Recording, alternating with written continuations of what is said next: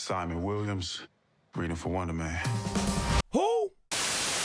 Well, I just finished Wonder Man, and it was better than I expected. The show's nothing crazy, it's pretty standalone. The only big references this show makes to the rest of the MCU is anything to do with the Trevor Mandarin plot, and also this damage control guy. Everything else is pretty much new. And speaking of Trevor, man does he get a lot of screen time. So much so that honestly, if they called this Wonder Man and Trevor, I would not have been mad. He is definitely a main character in this, and I could not be more happier, because I think he's my favorite character in this, which is definitely something I never thought I'd say. I like the twist his character brought in Iron Man 3, but his inclusion in Shang-Chi really overstayed its welcome, and I thought we would just never see him again, because if they did bring him back, I just assume he'd do the same old joke of a character again. But no, he's actually more than just the funny man in this. He actually has a character. And despite still being funny, he now has a layer of sincerity about him and his love for acting.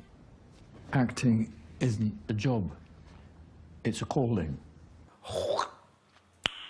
Nice. However, this does create a bit of a problem in regards to the continuity between this and Iron Man 3. Because this shows Trevor as an actual actor who does actual acting. So if that's now the case and he's not some homeless guy off the street, then why did no one recognize him when he was the Mandarin? Like, come on, none of the people he owed money to recognized him? Joe Pantoliano knows who he is in this. Why didn't you recognize him back then, Joe Pantoliano? You suck, Joe Pantoliano. Aside from that, everything else is pretty good. The acting is great, everyone in the show is pretty funny and engaging, but that's because most of the show's runtime is with Trevor. And of course, Simon Williams, aka Wonder Man, who is also pretty damn good. I just have a couple tiny issues with the character of Wonder Man. But before I talk about that, I'm gonna give you all a quick history lesson on Wonder Man and his powers in the comics, just in case some of you have no clue who Wonder Man is. In the comics, Wonder Man is one of Baron Zemo's creations, where Zemo turns Simon Williams into a being of pure ionic energy, and uses him against the Avengers.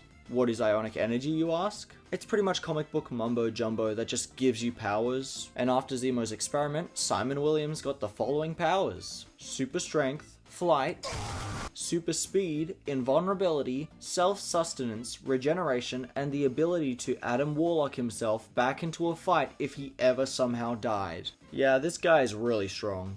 After Simon Williams gets his powers, he betrays Zemo, and then some comic BS kills him for a bit. Then he comes back, joins the Avengers, and after that things differ from comic to comic, but the version that's more close to what we see in live action Wonder Man is the version of him that we see in 1986. This version of him leaves the Avengers because the man who can't die is scared of dying, and becomes an actor. From there he tangles with all of his greatest enemies, like traffic jams, and whatever these things are. Look at little Goblin Jr.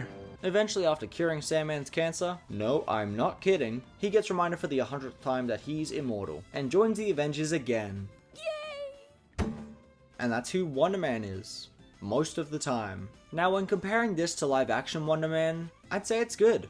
I'm really glad he stays just a guy with powers and they didn't turn him into a superhero, because in the comics, most of the time, he is an actor first, superhero second. And also, it's really good for the MCU that they're trying new and creative things that don't devolve into a bunch of stupid CGI fights. But one problem with this show is that in the comics, Zemo is the one to give Simon his powers. And outside of Civil War, the MCU's version of Zemo doesn't really do anything. So with Zemo off the table, the person to give Wonder Man his powers is... nobody. It's not explained. I don't know if you're allowed to do that.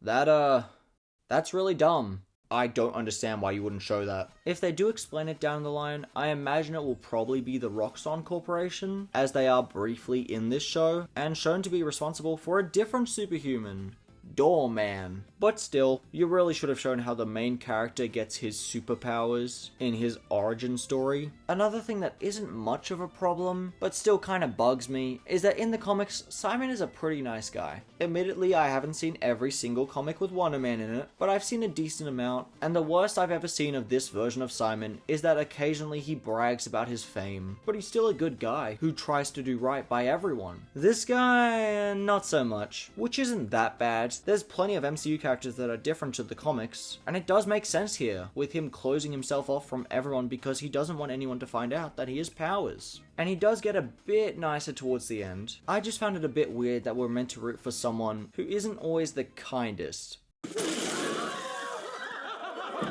Anyway, that was Wonder Man. If you're tired of the MCU's formulaic ways and are looking for something new to watch, then I would definitely suggest this. 8 out of 10. Thanks for watching. If you're just as excited as I am to watch Marvel ruin my favorite character, then why not like and subscribe so you don't miss out on my impending misery? Again, thanks for watching.